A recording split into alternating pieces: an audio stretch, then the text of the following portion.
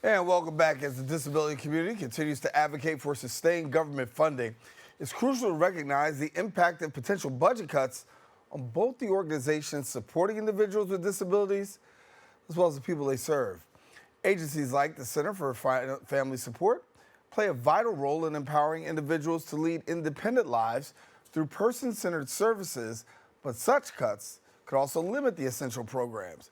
Joining me now is the Chief Executive Officer of the Center for Family Support, Alicia McGrath, and thank you so much for joining us. Thank you so much for having me. And it's a pleasure to be here. And I'm very grateful for the opportunity to share Yes, the efforts. and I do want our viewers to become a little bit more acquainted with the Center for Family Support for someone who is not so familiar. Give us a little inside view. I'd be happy to. So, we just celebrated our 70th anniversary at the Center for Family Support. We provide services for over 1,000 individuals.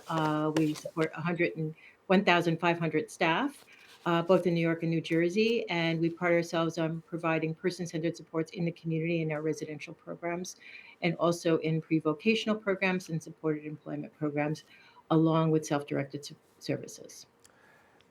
As we talk about disabilities, a lot of concern goes on, particularly coming out of this presidential administration and the things that are happening. As you're looking and doing the day-to-day work, what are your sentiments and what are your concerns? Where do I start? There's so many we concerns got that we I have. got a few minutes here. Yeah. And we have a large provider community that we coalesce with, and the concerns really start with the individuals themselves. There are over 130,000 unique individuals that are receiving services right now in the state of New York that is funded by Medicaid. Medicaid is the backbone of the provider services and the way that we're able to deliver services in the community to individuals and families. And that is under extreme threat currently because of the imposed directives of the House Energy and Commerce Committee to find $880 billion. That's a billion in the budgets to provide savings. And one of the way that they're looking at providing those savings is by going after Medicaid. And as I mentioned, Medicaid is the backbone of how we provide services in the community to people with disabilities who are legally eligible to receive Medicaid. Yeah. And as I know, the state budget is still up for discussion, and a lot of things going on across New York State. Uh, any concern on your part about the potential cuts that could be falling that way, particularly in the area of disabilities?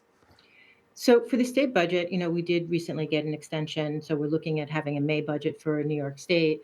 There's been a tremendous amount of advocacy. I've been directly involved in going up to Albany to advocate for increases for direct support professional staff and also increases to provide more infrastructure and support for organizations like Center for Family Support. We don't anticipate for this fiscal year, this budget year for New York State, that will have a direct impact in terms of cuts, but that does not mean that those cuts will not come in the future. Um, the way they're going about it is that if they intend to lower the federal match to Medicaid, states would be expected to make up for the losses, which is impossible. Right now, there's $9.1 million in New York State funded through Medicaid for these services, and New York State would not be able to pay for any cuts to federal match in Medicaid funding. So we're all, keeping our ear to the ground, listening for any possible impact it may have for the state budget. But we anticipate that the concern really is what's happening on the federal front. Yeah.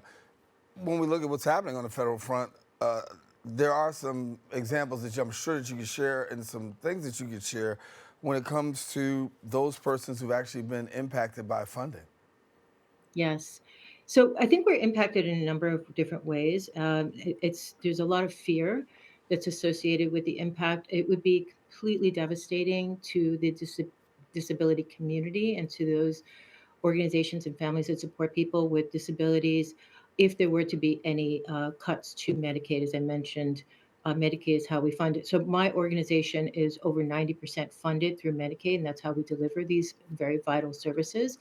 And these are people who have, a range of disabilities that need these supports, whether it's 24/7 residential programming supports and rehabilitative services, or it's services in the community. And we provide services to families like home care and respite services to families in the communities.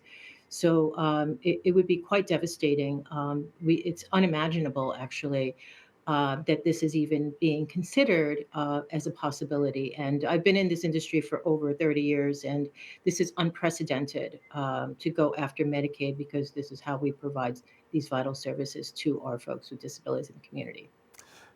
Your insider view on just the feelings and emotions of those in the workplace. I mean, obviously, a lot of, you know, I've often said that you never know until you walk in somebody else's shoes. But I mean, since January, what's it been like? What's the feeling like? Is there this great anxiety that I hear so many people say that's associated with understanding the potential, not just the potential job cuts that we're talking about, but also the potential services that actually, will be lost to a community that stands in need? So a lot of our individuals that we support in the community don't have any other supports but us. So our staff, ever since the executive order started coming out from day one of the administration, it's been a fear and a tremendous amount of anxiety for staff that we, as I mentioned before, we have 1,500 staff, and the staff are 70% women and women of color who provide these services in the same communities where we provide the supports. We have a huge imprint in the Bronx, but we're in every borough in New York City, also in Westchester. And so they need to support their families. And we're always advocating for a living wage for the staff. So, of course, they're concerned what would happen if I were to lose my job or somehow that my hours would be impacted, how I'd be able to support my families. And on the family side, the families are, we are fiscal intermediaries for families, helping them navigate budgets to take care of their loved ones. What would happen if they were no longer able to receive these services through Center for Family Support? How would the families sustain themselves? How would people be able to survive in the communities without this level of support? Everyone has to go through an eligibility process to be approved for Medicaid, and these are all folks that have been legally approved for these services because of their determination of disability. So it's incomprehensible to me that this is even a conversation that we're having. But we're also being attacked, at other fronts as well as the Medicaid front, and other federal mandates around diversity, equity, and inclusion, updating our language to make sure that we are not targeted for any grant potential that if we're using that language. And inclusion itself is really one of our primary guiding values because we want people with disabilities to be included in the community. We are diverse because we're including people who with disabilities. So, it's been quite traumatic for organizations like ours to have to update our language when it comes to those things, look at potentials of impact of federal funding, and certainly on the Medicaid front. These are people with, in some instances, serious disabilities that need our support. Yeah. Um, Looking right now at the work that you do, I'm familiar because I have someone up in Westchester County, and they've testified that working with your organization has helped someone to actually live a more independent life. And I think that's part of your goal, right? That there are persons with disabilities who can have the ability to actually navigate themselves into a more independent life. Thank you for saying that. That makes me smile because that is exactly what we intend. We provide these habilitative services so people can be more independent to live a more meaningful life, a more productive life. And certainly, we have every continuum of supports based on what the person's needs are. But always our goal is for people to have, more autonomy, more independence. And we actually had a film produced by one of our individuals. It was called A More Independent Life, as a matter of fact. And he's very proud. And many of our staff and many of the individuals that we support in our community are advocates for themselves. We help train people in advocating for their rights so that they understand as a citizen, they have the right to advocate to make sure that these services are not impacted and that they can continue to live, meaningful, productive, wonderful lives. in the community. We have a number of people who live independently, whether it's supportive apartments or what they call ISS apartments, or on their way to living more independently in the community. We help family members with the same thing, helping their family members live more independently in the community. So, and a lot of folks work and or looking for work, and able to feel like they're contributing and giving back. That's definitely one of our values. Yeah. When you have the role of, I say advocates out there who are really speaking up at a time like this, how powerful is it just having those people in your corner as advocates at a time such as this when, the voices that are out there are really carrying some much needed assistance? That's a wonderful question. I just returned from a national conference, the ANCOR conference, which is a coalition of provider agencies that support people with intellectual and developmental disabilities across the nation. And what I heard is that people who never advocated before are now advocating because they realize how important and how serious this is. And it's just so heartening to see folks coming out and marching and rallying. There was recently one in Westchester rally in the Valley. 3,000 people showed up. And, I've been up to Albany twice, meeting with the legislators. And when I meet with the legislators, I always bring people that are supported by Center for Family Support so they could hear their stories and hear how CFS and how organizations like ours have really helped them in their life live more independently and how they rely on these services. So, hearing from them, the elected officials are very much impressed and very much impacted by the personal stories and the anecdotes that are shared during these advocacy sessions. So, we go in mass, we go meet with them one on one, and it really, I think, has made a difference. For yourself, obviously, hearing these advocates out there doing the work of really speaking up on your behalf, and then knowing the amount of weight that you actually carry at a time such as this, with a lot of uncertainty and a lot of questions as to what the future looks like. What's that like for you? Do you feel like that's a weight that's off of your shoulder? Um, I feel a sense of allyship, because we have allies in other advocates, and certainly um, my colleagues and other provider associations as we advocate together. Yes, it definitely lightens the burden, but of course, there's always concern, and we always want to be as proactive as possible for the future to prepare for the future. But I'm very grateful for that, for the advocates, boots on the ground, and certainly for the folks that are continuing the struggle and continuing the family members as well. We've included our board members in our advocacy efforts. Everyone is involved in trying to make a change Yeah. in the direction. When we talk about disability care, I do want to bring in the need about family support services, because there are a lot of people who are saying, listen, when it comes to this, family support services are very crucial and very viable and really affect outcomes for yourself. When you hear that, give me your thoughts, and yeah, I'll let you take it from there. Yes, I'm very impressed with your knowledge of our services. We started out as a family founded organization, so family members coming together because of lack of resources 70 years ago. And, one of the initial resources that we were able to develop was around respite and home care services for our family members. So, this is a core tenet of what we do as an organization. We still continue and are very invested in providing family support services in the community for those members. Particularly, we serve a lot of children, and people always forget about that. We have a lot of children in families that are needing supports and needing respite services, needing home care services, needing community habilitation services. So it's critical that those community-based services continue. We can't go back. Back to the days of institutionalization, and not providing those community supports and not being inclusive. Yeah, I think one of the things that get lost on people sometimes is when you are providing, these services and disability services. Um, this is long term for a lot of people, and it affects people for many people a lifetime. Uh, and somewhere along the line, I believe that people lose sight of that and say, hey, well, we might not be able to do as much here, but you'll be okay. You'll be okay. You'll be okay. And the reality is that we're looking around and more people are having more and more needs, and we're finding that the disability community, those in this community, these numbers are continuing to rise, and it's like the need for services and more impactful services are present.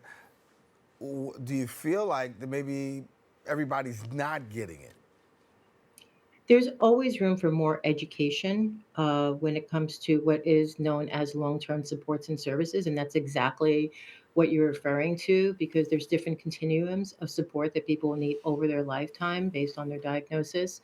Of course, we always aim for people to be as independent as possible. There's always going to be some level of support. So it's really up to us to continue to educate folks. And, when I mentioned 130,000 unique lives that are funded, through the Medicaid platform in order to provide services, we're not including people who are waiting to get services. So there's a number, thousands of people who are waiting to get their eligibility approved or waiting to go through the proper processes in order to get approved that are out in the community that will also need those long-term supports and services, for their lifetime.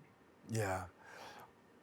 For yourself right now, looking at today's date and seeing where you've come from, looking at what's in front of you right now, do you feel like if things don't go well financially with the funding and stuff like that, just how far do you feel like you'll be set back? Because we hear a lot of people say, I've been affected by these cuts. These cuts have set me back, 5 years, 10 years, 20 years. How far of a setback if things really don't go the way that you may anticipate them going? Yeah, I think that the simplest way to respond to that question is this cannot happen. Mm, If we were to, for some reason, be impacted, even a 20% impact of reduction in federal matching of Medicaid funds would be unsustainable for us as an organization. We would not be able to provide those services. yeah. So I think people need to understand that this cannot happen and advocate with, the uh, local, House Republicans and Democrats and everyone just championing the cause of, no cuts to Medicaid. This is the chant that everybody's saying. You cannot touch Medicaid. Yeah. I mean, the old adage is, can we all get along, right? And hopefully we can get along and everybody can get across the finish line. I know that's a tall order, but I believe that it's possible. I believe that people really get work to get that, work and get that done. I do want to talk about an aspect of your work that you do with regards to caregivers, right? And sometimes we're not familiar with the fact that some of the work that you do is associated with helping caregivers. And we know that the person who is being treated is the priority and they've got a lot going on and you want to meet that need. But also that caregiver, which is equally as impacted. Share with us a little bit about the services that you provide for those caregivers that they might be able to be encouraged and empowered. Yeah, well, one of the unique services that we provide is that we're what they call fiscal intermediaries for self-directed supports, and we help over 470 families, help them navigate with the budget that they're given to take care of their child or sibling, in order for them to go through their everyday life and live a meaningful life. And there's a lot of communication in terms of selecting the right services. We also are the employer of record for staff that work with their family members, and we provide supports that way. And then we also provide a lot of education, workshops, and advocacy support for the family members. We have a lot of Facebook groups and other types of social media forums. We provide a lot of community supports for families around recreation and in the community, as well as just our general content expertise to help them navigate the system and get the services that they need for their family member. Yeah. For people who want more information about the work that you do, how do they go about finding that out? They can certainly go to our website at cfsny.org. They could learn all about our organization, see the wonderful stories and anecdotes about the successes that we've had, and learn about our team. We've had enormous success with our individuals over these past 70 years, and we expect to continue to grow. So I strongly encourage everybody to advocate very strongly to restore Medicaid to make sure that it's maintained to provide these services. Have you ever felt this challenge before? Never. I've never experienced this. As I mentioned, I've been doing this for over 30 years and started out as a camp counselor at, United Cerebral Palsy, and it was an incredible experience. And then learned to work with Catholic Charities in a home that was where people who were living in Willowbrook, in the Willowbrook class, everybody remembers Geraldo Rivera. Um, you know, that was a Willowbrook class action suit so that people would not be institutionalized, that people could live in the community. And I'm very, very concerned that we're even the possibility of considering institutionalization if we have no other recourse through funding. So we have to get beyond this. We have to move forward and not backwards. Yeah. I think that looking at this and looking at it from a lens that I've looked at it, I've heard a lot of conversations. I've done interviews with people about budget cuts. I too can say I've never probably been at this place where we were talking about this and looking at cuts here. If anything, we've talked about trying how to strengthen it, but actually the cut is a first, is a first time for somebody.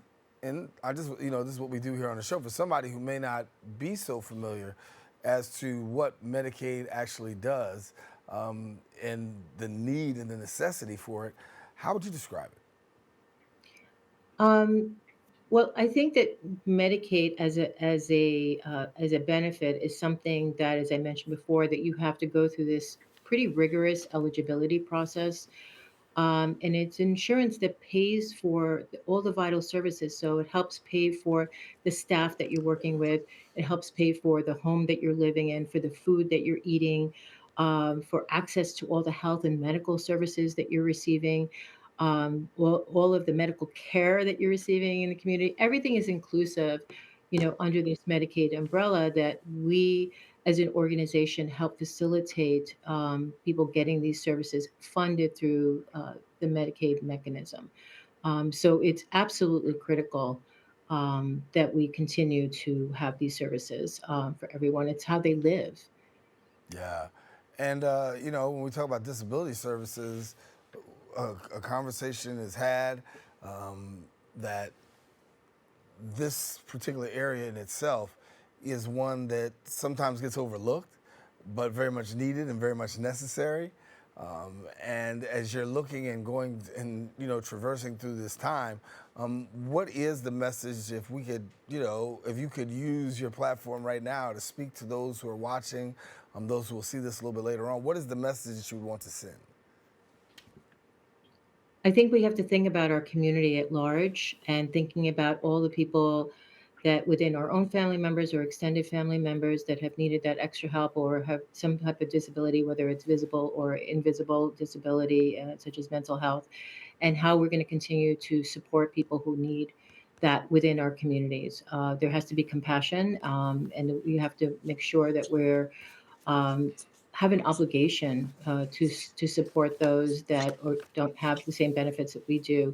So I would encourage everyone to also try to help people understand uh, how our disabled community really contributes also to us in terms of our humanity. So it's very important that we are very clear about how we communicate uh, what are the priorities for this disabled community and how and why this is important to us. Yeah, yeah. In-home is a major service that you provide as well. The impact of in-home service and what that means to you. So for me, thinking about the families I mentioned that we serve children in homes, so family members need support in the home with their children through either home care or respite services, and being able to provide those in-home services is critical. I mean, we are always going to continue to provide those services. We think it's one of the essential services that we do provide in the community. And as a family, people need that support. So if you in some instances, people have more than one disabled child, so we're able to help the family member navigate through life because of the supports that we're able to give them. Yeah. Ms. McGrath, take me through the office. You're the chief executive officer, right? And I'm sure you get a lot of faces, a lot of questions, a lot of concerns. What does the CEO say to staff and to your clients particularly at a time like this? That's a great question. I, first of all, tried to stay calm because there's so much anxiety and so much stress related to everything in the news every day. We're also impacted by what's going on with the volatility in the markets. We do rely on, foundation funding and corporate, support where that may not be available to us, given what's happening right now in the economic landscape. So I try to help people stay calm and also continue to educate people, family members. We do have advocacy sessions with families. We're going to have an educational workshop with families, with boards, and let people know what is precisely happening right now and the timeline of what we can anticipate happening. So it really is a lot of education. And I think that, we have been around for a long time, and our people in our industry have been providing services for a long time. So I think that we will prevail. So I encourage everyone, including staff, families, and board members, to continue to reach out to their congressmen to advocate. We give them the platforms and the forms to reach out and the letters and help them with all the advocacy efforts. And I think when you're involved and you're engaged in advocacy, it helps alleviate some of the anxiety that's happening because you feel like you're actually doing something. And we also rely very much on our provider associations, the New York Alliance, and um, other affiliated organizations like Encore to help us with our advocacy efforts as well. Yeah. Now, you support people all across New York City, as well as, and that's the five boroughs, of course, Westchester County, 24-hour service, I understand. Yes. And do you feel as though that 24-hour service could potentially be impacted if these cuts occur? Yes, of course, I don't want to think about that, that it possibly could be impacted, but of course it could be impacted. We provide 24-hour residential supports. We also have supportive apartments that people get varying degrees of support in their supportive apartment living in the five boroughs. And certainly, those supports are absolutely critical for people to get through their day, helping people go on doctor's appointments, helping people make meals, get their medication.